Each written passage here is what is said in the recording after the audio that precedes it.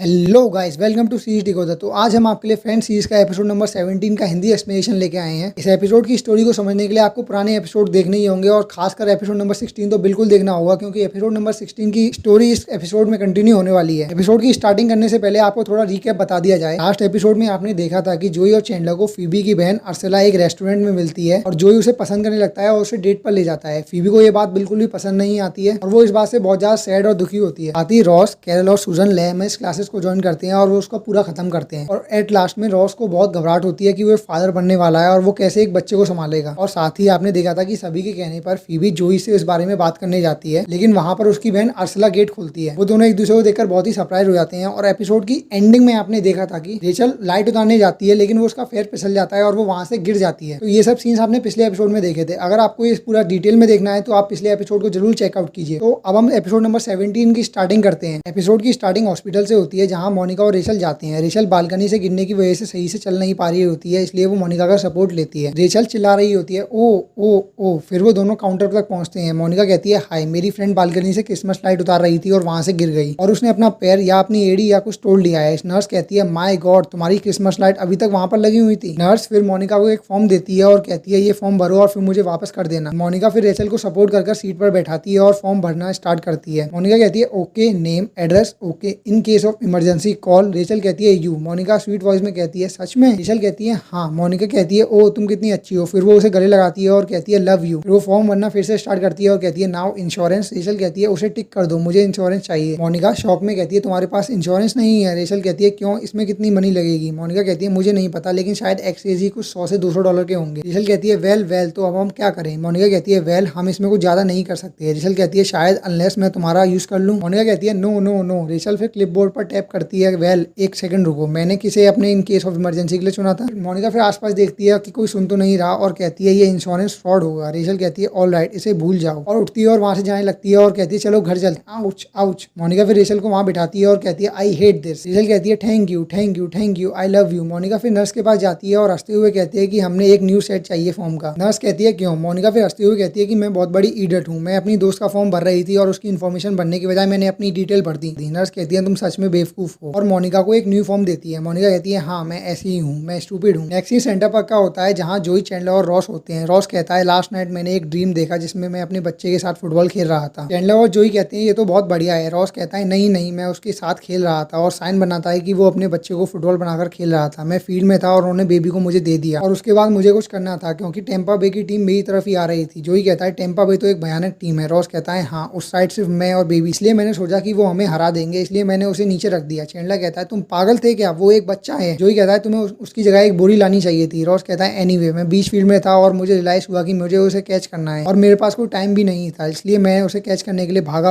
और तभी मेरी नींद टूट गई। देखो, मैं फादर बनने के लिए बिल्कुल भी रेडी नहीं हूँ। चैंडलर कहता है, हे, सब कुछ सही रहेगा, तुम सबसे ज्यादा केयरिंग और सबसे ज्यादा रिस्पॉन्सिबल मैन हो नॉर्थ अमेरिका में, तुम एक बहुत ही अच्छे डैड बनोगे। जोई कहता है, हाँ रॉस, तुम्हें बस अपने बच्चे के साथ एक बेस्ट अंडरस्टैंडिंग बनानी होगी। फिर रॉस को ये सब सुनकर अच्छा लगता है और वो कॉफी ऑर्डर करता है। जोई पूछता है, क्या तुम दोनों में से कोई कभी रेम्बो रूम गया है? क्या वो बहुत ज्यादा एक्सपेंसिव होता है? चैंडलर कहता है, वेल, सिर्फ तभी जब तुम कुछ ऑर्डर करोगे। जोई बोलता है, आज मैं अर्सिला को ले आने वाला हूँ, आज उसका बर्थडे है। रॉस कहता है, फीबी के बर्थडे का क्या? जोई कहता है, वो कब है? रॉस कहता है, आज ही ये तो है। जोई कहता है, ओ मैन, मेरे साथ ये क्या हो रहा है? रॉस कहता है, तुम थोड़ा टाइम लेकर सोचो। जोई फिर थोड़ा टाइम लेकर सोचता है। चैंडलर फिर पूछता है, तो तुमने क्या सोचा? जोई कहता है, मैं क्या कह सकता हूँ, देखो, मैं ऐसा कुछ भी नहीं करना चाहता जिससे मेरे और अर्सिला के बीच में कुछ बिगड़े। चैंडलर कहता है, और तुम्हारी फ्रेंड फीबी? जोई कहता है, अगर वो मेरी फ्रेंड है तो वो इस चीज को समझेगी, मेरा मतलब तुम भी तो समझ रहे हो ना। चैंडलर कहता है, अगर तुमने कुछ ऐसा मेरे बर्थडे पर ट्राई करने की कोशिश की होती तो तुम मेरा बहुत ही ज्यादा गुस्से वाला रूप देखते। नेक्स्ट सीन हॉस्पिटल का होता है। मोनिका और रेचल डॉक्टर का वेट कर रहे होते हैं। फिर दो यंग डॉक्टर अंदर आते हैं। डॉक्टर मिशेल कहता है, ओके मोनिका। मोनिका कहती है, हाँ। तभी उसे याद आता है कि मोनिका तो रेचल बनी हुई है, तो वो रेचल की तरफ पॉइंट करके कहती है, हाँ, ये मोनिका है। रेचल मोनिका को इंट्रोड्यूस कराते हुए कहती है कि ये मेरी फ्रेंड रेचल है। मोनिका फिर हाय बोलती है। डॉक्टर मिशेल कहते हैं, हाय रेचल, मैं डॉक्टर मिशेल हूँ। डॉक्टर रोजन फिर अपनी तरफ अटेंशन शिफ्ट करने के लिए कहते हैं, और मैं इसका फ्रेंड डॉक्टर रोजन हूँ। रेचल कहती है, क्या तुम डॉक्टर बनने के लिए थोड़े क्यूट नहीं हो? डॉक्टर रोजन कहते हैं, एक्सक्यूज मी। रेचल कहती है, मेरा मतलब यंग यंग यंग एक डॉक्टर बनने के लिए। नेक्स्ट सीन मोनिका और रेचल के अपार्टमेंट का होता है, जहाँ जोई और रॉस के अलावा सभी लोग फीबी का वेट कर रहे होते हैं उसे सरप्राइज पार्टी देने के लिए। रेचल और मोनिका चैंडलर को रेचल के साथ हुए इंसिडेंट के बारे में बता रहे होते हैं। रेचल कहती है, तो उसने कहा, इससे एक छोटी सी मोच है और इससे ज्यादा कुछ नहीं। मोनिका कहती है, ओ, तुमने स्टूपिड वाला पार्ट तो छोड़ ही दिया। रेचल कहती है, वो स्टूपिड नहीं है, बहुत ही ज्यादा क्यूट है। क्यूट डॉक्टर्स ने हमसे कल की डेट के लिए पूछा और मैंने हाँ कर दी। मोनिका कहती है, हाँ, मेरे हिसाब से ये तो बिल्कुल पागलों फॉलो वाला डिसीजन था। मेरा मतलब वो हॉस्पिटल में ही काम करते हैं, ये फिर से क्राइम सीन पर वापस जाने वाली चीज है। मेरे हिसाब से हमें ये डेट कैंसिल कर देनी चाहिए। रेचल कहती है तुम ये क्या कह रही हो मोनिका, वो कितने तो क्यूट हैं, वो डॉक्टर्स हैं, वो क्यूट डॉक्टर्स हैं, वो डॉक्टर्स हैं जो क्यूट हैं। चैंडलर कहता है ऑलराइट, तो हमने अभी तक यहाँ पर क्या जाना। तभी डोर पर नॉक होता है, फिर सभी म्यूजिक बंद करते हैं और छुप जाते हैं। मोनिका और रेचल डोर खोलती हैं। रॉस वहाँ खड़ा होता है एक बॉक्स के साथ। सभी इस चीज को नोटिस नहीं करते और चिल्लाते हैं सरप्राइज। रॉस इस चीज से डर जाता है और उसके हाथ से बॉक्स गिर जाता है जिसका कंटेंट बाहर आ जाता है। रॉस को ये सब अच्छा नहीं लगता। रॉस कहता है तुम सब ये क्या कर रहे थे, तुमने मुझे डरा दिया जिसकी वजह से मेरे हाथ से बॉक्स गिर गया। रेचल कहती है क्या उसके अंदर केक था। रॉस कहता है हाँ मैं लेमन स्मूथ लेके आया था। मोनिका कहती है कम ऑन, वो वहाँ कभी भी आती होगी। फिर रॉस उस बॉक्स को उठाकर टेबल पर ले जाता है और सभी उसके पीछे जाते हैं। रेचल कहती है मैं दुआ करती हूँ कि केक सही हो। रॉस बॉक्स ओपन करता है तो मोनिका कहती है ई। चैंडलर पढ़ते हुए कहता है हैप्पी बर्थडे फीही। मोनिका कहती है शायद हम बी लेटर बना सकते हैं उस रोज की मदद से। फीवी फिर पीछे से पार्टी को ज्वाइन करती है। रॉस अभी भी नाराज होता है और कहता है हाँ हम अपने स्पेशल केक टूल्स का यूज कर सकते हैं ना। फीवी कहती है हे क्या चल रहा है। रॉस कहता है हम सिर्फ। फिर सभी फीवी को नोटिस करते हैं और कहते हैं सरप्राइज। फीवी कहती है ओ ये कितना बढ़िया है, ओ माय गॉड ये बिल्कुल भी डरावना नहीं था। हाय एवरीवन, हाय बेटी हाय। और फिर चैंडलर से कहती है तुमने बेटी को बुलाया है, ओ माय गॉड। फीवी फिर मोनिका, रेचल और चैंडलर को हक करती है और कहती है ये कितना बढ़िया है, जिन सभी से मैं प्यार करती हूँ वो एक ही रूम में है। फिर वो एक चीज नोटिस करती है और कहती है जोई कहाँ है। सभी फिर शांत हो जाते हैं। ये देखकर चैंडलर कहता है क्या तुमने बेटी को देखा। फीवी को ऐसा लगता है कि उसकी बर्थडे पार्टी उसकी ट्विन ने खराब कर दी है। नेक्स्ट सीन रेस्टोरेंट का होता है जहाँ रॉस अपने फादर के साथ बैठकर लंच कर रहा होता है। मिस्टर गेलर कहते हैं मैं तुम्हें एक चीज बताऊं, मेरे ख्याल से इस सन ड्राई टमाटो के बिजनेस में भी कोई बुराई नहीं है। 5 साल पहले अगर कोई मुझसे कहता कि एक टमाटो है बिजनेस के लिए, मैं उससे कहता मेरे ऑफिस से बाहर निकल जाओ। रॉस कहता है डैड क्या मेरे बॉर्न होने से पहले आप बहुत घबरा गए थे। मिस्टर गेलर कहते हैं मैं घबराया नहीं था, मैं बस इतना कह रहा हूँ कि अगर कोई मेरे पास ये आइडिया लेकर आता तो। रॉस उनको बीच में रोक देता है और कहता है डैड मैं बेबी थिंग के बारे में बात कर रहा हूँ। क्या आपको कभी ये घबराहट नहीं हुई कि ओ माय गॉड मैं फादर बनने वाला हूँ, इस तरह की चीज। मिस्टर गेलर कहते हैं नहीं, तुम्हारी मदर ने ही सारे काम किए थे, मैं तो अपने बिजनेस को लेकर बिजी था, तुम यही पूछना चाहते थे ना। रॉस कहता है नो डैड मैं सोच रहा था। मिस्टर गेलर कहते हैं लेकिन शायद अब टाइम आ गया है उस चीज को करने का, हम अब एक साथ चीजें कर सकते हैं। तुम हमेशा से कॉलोनियल विलियम वर्क्स जाना चाहते थे ना, क्या सोचते हो क्या हम वहाँ चलें। रॉस कहता है थैंक्स डैड, मैं बस ये पूछना चाहता था कि आप फादर बनने वाले हो, ये फील करना आपने कब से स्टार्ट किया। मिस्टर गेलर कहते हैं ये शायद वो दिन होगा जिस दिन तुम पैदा हुए थे। हम हॉस्पिटल रूम में थे, तुम्हारी मम्मी सो रही थी, फिर वो तुम्हें लेकर आए और मुझे तुम्हें दिया। तुम थोड़े गंदे से लाल से लग रहे थे और तभी तुमने अपने पूरे हाथ से मेरी एक फिंगर पकड़ी और उसे दबाया और उसी दिन मुझे रियलाइज हुआ। रॉस ये सुनकर इमोशनल और साइलेंट हो जाता है। मिस्टर गेलर कहते हैं तो तुम विलियम बंक्स नहीं जाना चाहते क्या। रॉस कहता है नहीं, हम विलियम बंक्स जरूर चलेंगे। मिस्टर गेलर कहते हैं तो अपनी फिश खत्म करो। नेक्स्ट सीन मोनिका और रेचल के अपार्टमेंट का होता है। मोनिका टीवी बंद करती है और कहती है रेचल क्यूट डॉक्टर्स आ गए हैं। रेचल कहती है ओके मैं आ रही हूँ। मोनिका डोर ओपन करती है, वहाँ डॉक्टर्स खड़े होते हैं। मोनिका कहती है हाय अंदर आ जाओ। फिर सभी एक दूसरे को हाय बोलते हैं। डॉक्टर रोरन कहता है हम तुम्हारे लिए वाइन लेकर आए हैं। डॉक्टर मिशेल कहता है इस पर लिखा है ये सीलर्स ऑफ अर्नेस्ट और टोबा बॉर्गेनाइन की तरफ से है, इसलिए हम अपने आप को रोक नहीं पाए। रेचल कहती है ओह दैट्स ग्रेट, देखो तो। डॉक्टर रोरन कहता है मोनिका तुम्हारा एंकल कैसा है। मोनिका कुछ बोलने वाली होती है, तभी रेचल उसे रोकती है याद दिलाने के लिए। मोनिका रेचल से कहती है तो तुम इन्हें बताती क्यों नहीं, तो आखिर में वो तुम्हारी एंकल है ना। रेचल कहती है अब मैं बहुत सही फील कर रही हूँ, थैंक यू। वेल तुम दोनों बैठ क्यों नहीं जाते और हम तुम्हारे लिए वाइन लेकर आते हैं। फिर वो दोनों वहाँ बैठने चले जाते हैं और रेचल और मोनिका किचन में जाते हैं। रेचल कहती है सुनो मेरे ख्याल से हम दोनों को उन्हें रियलिटी बता देनी चाहिए, मेरे ख्याल से यही सही रहेगा। मोनिका कहती है ये सही नहीं रहेगा, हम मुसीबत में पड़ जाएंगे। रेचल कहती है ओ मोनिका क्या तुम डरपोक बनना बंद करोगी। मोनिका कहती है डरपोक एक्सक्यूज मी जी, मैं रियल वर्ल्ड की सोच रही हूँ। दूसरी तरफ सोफे पर डॉक्टर मिशेल और डॉक्टर रोहन अपनी डेट को लेकर घबराए हुए होते हैं। डॉक्टर मिशेल कहता है तो अब डॉक्टर रोहन कहता है तो सब चीज अभी तक यहाँ पर नॉर्मल चल रही है। डॉक्टर मिशेल कहता है क्योंकि वहाँ सब चीज नॉर्मल ही है। डॉक्टर रोहन थोड़ा नर्वसली कहता है कि तुम्हें एक चीज माननी ही होगी, जब भी हम किसी वुमेन के साथ जाते हैं जो हमें हॉस्पिटल में मिलती है तो हमेशा ही। डॉक्टर मिशेल कहता है रिलैक्स करो, देखो यहाँ कोई पैगन एल्टर्स नहीं है, कोई पाइल्स ऑफ बोझ नहीं है, सब चीजें सही है। यहाँ कैमरा फिर किचन में शिफ्ट होता है जहाँ मोनिका और रेचल लड़ रहे होते हैं। मोनिका कहती है तो मैंने कहा ना कि हम ये नहीं करने वाले हैं, ओके। कभी कभी तुम एक बड़े बच्चे की तरह रिएक्ट करती हो। रेचल कहती है मैं कोई बड़ी बच्ची नहीं हूँ, तुम बहुत सख्त हो जाती हो हर चीजों में। मोनिका कहती है अच्छा हर बार तुम प्रिंसेस बनकर दिखाती हो। रेचल कहती है यू नो व्हाट। मोनिका कहती है क्या। रेचल कहती है तुम्हें पता है। मोनिका कहती है क्या। रेचल कहती है तुम्हें पता है। मोनिका बहुत गुस्से में कहती है क्या। रेचल कहती है दिन ब दिन तुम अपनी मम्मी की तरह बनती जा रही हो। मोनिका को ये चीज अच्छी नहीं लगती। रेचल फिर दोनों डॉक्टर्स के लिए वाइन लेकर जाती है। रेचल कहती है ये रही वाइन। डॉक्टर रोहन कहता है ये बहुत बढ़िया जगह है, तुम यहाँ पर कब से रह रहे हो। रेचल कहती है मैं यहाँ पर 6 सालों से हूँ और रेचल अभी यहाँ कुछ महीने पहले ही मूव हुई है। मोनिका कहती है हाँ मेरी शादी होने वाली थी लेकिन मैं उसे बीच में ही छोड़कर भाग आई। डॉक्टर मिशेल कहता है सच में। मोनिका कहती है हाँ मुझे पता है ये थोड़ा सेल्फिश है लेकिन मैं ऐसी ही हूँ, तुम लोग इस डिश को ट्राई क्यों नहीं करते। डॉक्टर रोहन पूछता है तो मोनिका तुम क्या करती हो। रेचल कहती है मैं एक रेस्टोरेंट में शेफ का काम करती हूँ। डॉक्टर रोहन कहता है बढ़िया। रेचल कहती है हाँ ऐसा ही है क्योंकि मुझे अपने पास बॉस टाइप लोग चाहिए जो मुझे पसंद है। डॉक्टर रोहन कहता है ये डिश तो बहुत ही बढ़िया है। डॉक्टर मिशेल कहता है हाँ सच में। मोनिका को इससे जलन होती है और वो हंसती है और कहती है मैं कितनी बुरी हूँ और मैं ऐसी ही हूँ। डॉक्टर को ये बिल्कुल समझ नहीं आ रहा होता कि वो दोनों क्या कर रही हैं। रेचल बोलती है मैं तुम्हें ये बताना तो भूल ही गई कि मैं हाई स्कूल में एक डरपोक और मोटी लड़की थी। मोनिका कहती है और मैं बिस्तर गीला कर देती थी। रेचल बोलती है मैं लोगों को अपनी तरफ अट्रैक्ट करने के लिए अपने ब्रेस्ट का यूज करती थी। मोनिका गुस्से में रेचल की तरफ फिंगर पॉइंट करते हुए कहती है कि हम दोनों ही ये करते थे। रेचल और मोनिका एक दूसरे की तरफ गुस्से में देखने लग जाते हैं। तभी फोन रिंग होता है, लेकिन वो दोनों एक दूसरे की तरफ देख रहे होते हैं कि फोन कौन उठाए। ये देखकर डॉक्टर मिशेल फोन रिसीव करता है। डॉक्टर मिशेल कहता है हाँ मोनिका और रेचल अपार्टमेंट, हाँ एक सेकंड रुकिए। फिर वो फोन मोनिका को देता है और कहता है तुम्हारे डैड का कॉल है। मोनिका कहती है हाय डैड। नो नो ये मैं हूँ। फिर वो खड़ी होती है और कहती है डैड सुनिए, मैं अभी आपसे बात नहीं कर सकती। फिर वो थोड़ी देर सुनती है और कहती है लेकिन मेरे पास आपको बताने के लिए एक बात है। फिर वो रेचल की तरफ देखकर हंसती है और उसे डराने के लिए। रेचल कहती है क्या तुम एक सेकंड सुनोगी। मोनिका कहती है क्या आपको फ्रेशमैन ईयर याद है। रेचल फिर मोनिका से फोन छीनने जाती है, लेकिन मोनिका उससे पहले कह देती है कि उस दिन बिली ड्रेस्किन और मैंने आपके बेड पर सेक्स किया था। ये सुनकर रेचल बहुत शॉक हो जाती है और दुखी होकर बाथरूम की तरफ जाती है। एटमॉस्फेयर बहुत अजीब हो जाता है। डॉक्टर्स को समझ नहीं आ रहा होता कि ये क्या हो रहा है और वो इस पर कैसे रिएक्ट करें। नेक्स्ट सीन सुबह का होता है। सभी लोग बैठकर क्रेबल खेल रहे होते हैं और रेचल अपने डैड को फोन पर समझा रही होती है। रेचल कहती है डैडी डैडी मैं बिली ड्रेस्किन के साथ क्यों सोऊंगी, उसके फादर ने तो आपको बिजनेस से निकालने की कोशिश की थी ना। रेचल फिर मोनिका को गुस्से में देखती है और उससे कहती है you are dead. Monica Rachel को एक स्वीट अपॉलजी वाली स्माइल देती है और देखती है कि मार्शल फिर से उसका रिमोट उठा लेता है। मोनिका कहती है रॉस उसने फिर से रिमोट ले लिया है। रॉस कहता है गुड, शायद वो उस लैंग्वेज वाली चीज को सही कर दे। मार्शल फिर चैनल को बक्स बनी में चेंज कर देता है जो अब भी स्पेनिश में बात कर रहे होते हैं। रॉस ये देखकर कहता है शायद नहीं। फिर रेचल को एक कॉल आता है नर्स की तरफ से और वो उसे रिसीव करती है। रेचल कहती है हेलो, हाँ एक मिनट रुकिए मैं देखती हूँ कि वो अगर यहाँ पर हो तो। रेचल फिर भागते हुए मोनिका के पास जाती है। रेचल कहती है हॉस्पिटल एडमिशन ऑफिस से उसी वुमेन का कॉल आया है, वो कह रही है कि फॉर्म में कुछ प्रॉब्लम है। Oh my God oh my God. Rachel और मोनिका फिर घबरा जाते हैं और कहते हैं ओ माय गॉड अब हम क्या करें, अब हम क्या करें। मोनिका कहती है मुझे नहीं पता, तुम ही उन्हें एक्सप्लेन कर दो ना, ये वो चाहते क्या है, पूछो कि उन्होंने कॉल क्यों किया है। रेचल कहती है नहीं मैं ये नहीं कर सकती, तुम करो। मोनिका फिर फोन रिसीव करती है और कहती है हेलो हाँ। फिर वो रेचल की तरफ देखकर स्माइल करती है और कहती है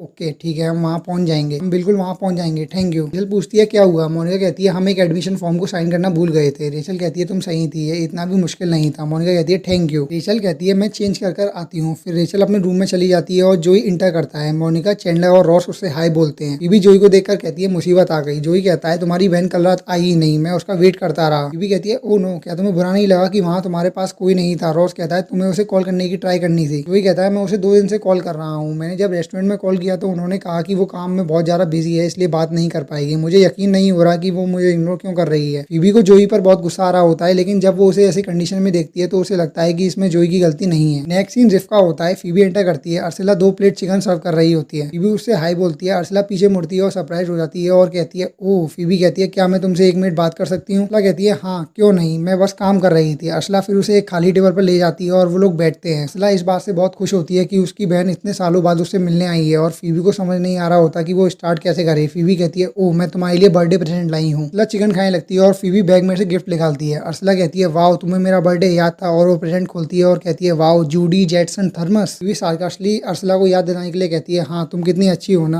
अर्सिला कहती है मेरे पास भी तुम्हारे लिए कुछ है, और वो काउंटर से एक बैग लेकर आती है। फीबी कहती है तुम्हें कैसे पता था कि मैं यहाँ आने वाली हूँ। अर्सिला कहती है कुछ नहीं, सिर्फ ट्विन थिंग। अर्सिला फिर फीबी को हाथ में बॉक्स देती है। फीबी को ये अच्छा लगता है और वो कहती है मैं ये बिलीव नहीं कर सकती। फीबी उस बॉक्स को खोलती है और उसके अंदर कुछ जानी पहचानी चीज मिलती है। फीबी को उसके अंदर जोई का कार्डिगन मिलता है और वो फिर से कहती है कि मुझे इस बात पे यकीन नहीं हो रहा। फीबी पूछती है फिर तुम्हारे और जोई के बीच में क्या हुआ। अर्सिला कहती है ओह वो बहुत बढ़िया लड़का है, लेकिन अब सब खत्म हो गया है। अर्सिला फिर खाना खाने लगती है। फीबी कहती है उसे ये पता है। अर्सिला कहती है किसे। फीबी कहती है जोई, तुम्हें पता है वो तुम्हारे पीछे पागल है। अर्सिला कहती है वो, लेकिन क्यों। फीबी कहती है तुम मेरी बात को समझ रही हो ना। अर्सिला कहती है हाँ। फिर एक वेटर वहाँ आता है। अर्सिला उससे कहती है एक्सक्यूज मी, क्या ये साइड सैलेड के साथ नहीं आता है। फीबी पूछती है फिर क्या तुम उसे कॉल करोगी। अर्सिला को लगता है फीबी वेटर की बात कर रही है और वो कहती है क्या तुम्हें लगता है कि वो मुझे पसंद करता है। फीबी कहती है मैं जोई की बात कर रही हूँ। अर्सिला कहती है नहीं नहीं वो बहुत स्मार्ट है, वो इसे खुद ही संभाल लेगा, क्या तुम कुछ चिकन खाओगी। फीबी कहती है नहीं, कोई ऐसा खाना नहीं जिस पर फेस हो। अर्सिला कहती है तुम बिल्कुल भी चेंज नहीं हुई हो। फीबी कहती है तुम भी तो नहीं बदली हो। फिर वो दोनों एक दूसरे को देखकर हंसते हैं। अर्सिला को अपनी बहन से मिलकर खुशी होती है और फीबी को लगता है कि फिर से उसको उसकी बहन की गलतियां सही करनी होंगी। नेक्स्ट सीन हॉस्पिटल का होता है जहाँ रेचल और मोनिका आती हैं काउंटर पर। नर्स कहती है हाँ बिल्कुल। मोनिका कहती है ओके आपने थोड़ी देर पहले कॉल किया था कुछ सिग्नेचर के बारे में एडमिशन फॉर्म पर। वेल शायद हमें एक और न्यू फॉर्म चाहिए क्योंकि मैंने फिर से गलत नेम डाल दिया था। नर्स कहती है तुम सच में बहुत ज्यादा बेवकूफ हो। मोनिका कहती है हाँ मैं सच में थोड़ी स्टूपिड हूँ और फिर हंसती है। रेचल कहती है हाँ और मैं इसके लिए चेक से पे करूंगी। नर्स कहती है वेल तुम्हें पता है ना तुम्हारा इंश्योरेंस कवर किया जाएगा। रेचल कहती है हाँ मुझे पता है, मैं ज्यादा स्टूपिड नहीं हूँ। नेक्स्ट सीन मोनिका और रेचल के अपार्टमेंट का होता है जहाँ रॉस और चैंडलर स्क्रैम्बल खेल रहे होते हैं। चैंडलर इससे बोर हो जाता है। चैंडलर कहता है ओके ये बहुत बुरी सिचुएशन है, क्या तुम ये कहना चाहते हो कि तुम्हें कभी फादर जैसा फील नहीं हुआ। रॉस कहता है हाँ। चैंडलर कहता कहता है क्या तुम ये कहना चाहते हो कि तुम्हारा सन तुमसे कभी भी कनेक्टेड फील नहीं करेगा और उसकी सारी रिलेशनशिप इससे अफेक्टेड होंगी। रॉस कहता है क्या तुम्हारे पास कोई पॉइंट है। चैंडलर कहता है तुम्हें पता है मेरे पास है। अभी मार्शल अपनी नेक को पूरा स्ट्रेच कर देता है और अपने गले से अजीब सी आवाज निकालता है। चैंडलर कहता है इसे क्या हुआ है। रॉस कहता है कुछ नहीं, वो ऐसे ही कर रहा होगा। चैंडलर फिर बोल्ट की तरफ देखकर कहता है अब किसका टर्न है। रॉस कहता है तुम्हारा, मुझे 43 पॉइंट मिल चुके हैं किडनी के। चैंडलर बोर्ड की तरफ देखकर कहता है नहीं, तुम्हें 0 पॉइंट मिले हैं किडनी के। रॉस कहता है मेरे पास के था, मेरा के कहाँ गया। मार्शल अजीब सी आवाज निकालता रहता है। फिर रॉस और चैंडलर उसको घबराहट में देखते हैं। नेक्स्ट सीन हॉस्पिटल का होता है जहाँ मोनिका और रेचल लास्ट में हॉनेस्ट फॉर्म भर रहे होते हैं। रॉस और चैंडलर भागते हुए घबराहट में आते हैं। रॉस के हाथों में मार्शल एक टावर में लिपटा हुआ होता है। रॉस कहता है तुम्हें मेरी मदद करनी ही होगी, मेरे मंकी ने के निगल लिया है। मोनिका अपने भाई की आवाज सुनकर उनके पीछे खड़ी हो जाती है। नर्स गुस्से में कहती है तुम इस जानवर को यहाँ से बाहर ले जाओ। रॉस कहता है नहीं नहीं, तुम समझो एनिमल हॉस्पिटल यहाँ से बहुत दूर है, उसका दम घुट रहा है, मुझे नहीं पता इसके अलावा मैं क्या कर सकता हूँ। मोनिका कहती है क्या हो रहा है। रॉस और चैंडलर पीछे मुड़ते हैं। चैंडलर कहता है मार्शल ने एक स्क्रैबल टाइल निकल लिया है। रेचल कहती है ओ। फिर वो दोनों डेस्क की तरफ मुड़ते हैं और उनसे सरप्राइज लगता है कि वो फिर से एक बार पीछे मुड़ते हैं और उन्हें देखते हैं। नर्स कहती है एक्सक्यूज मी, ये हॉस्पिटल सिर्फ इंसानों के लिए है। रॉस कहता है लेडी, वो भी एक इंसान है, उसका भी नाम है, प्लीज अपने दिल से सोचो। डॉक्टर मिशेल कहता है मैं इसे देखता हूँ। रेचल, रॉस, मोनिका और चैंडलर देखते हैं ये किसने बोला। रेचल और मोनिका कहती हैं thank you. Next scene center पर का होता है जहाँ जोई एक फ्लावर से शी लव्स